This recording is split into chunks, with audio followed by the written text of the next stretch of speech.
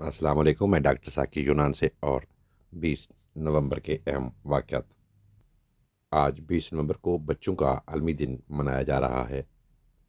20 نومبر 1979 کو مکہ مکرمہ پر چند شیعہ افراد نے یا انتہا پسند افراد نے مکہ مکرمہ پر قبضہ کر لیا، جس کو فرانس، پاکستان اور سعودی عرب کی فوج نے تقریباً 4 دسمبر کو وہاں سے نکال دیا تھا۔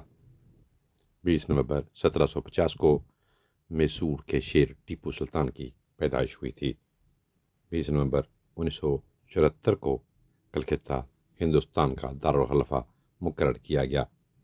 20 نومبر 1822 کو لندن سنڈے ٹائمز کی اشاعت شروع کی گئی۔ 20 نومبر 1917 کو یوکرین جمہوریہ ملک بنا۔ 20 نومبر 1924 کو ترکی میں بغاوت کو کچل دیا گیا۔ 20 نومبر 1947 کو امریکہ اور پاکستان میں پہلی بار سیاسی تعلقات قائم کیے گئے۔ 20 نومبر 1955 کو ہندوستانی گولف فیڈریشن کا قیام عمل میں آیا۔ 20 نومبر 1962 کو چین نے ہندوستان پہ حملہ کیا اور اروناچل پردیش کے راستے ہندوستان کے اندرونی علاقوں میں داخل ہو گیا۔ 20 نومبر 1984 کو فیض احمد فیض مشہور شاعر انتقال کر گئے۔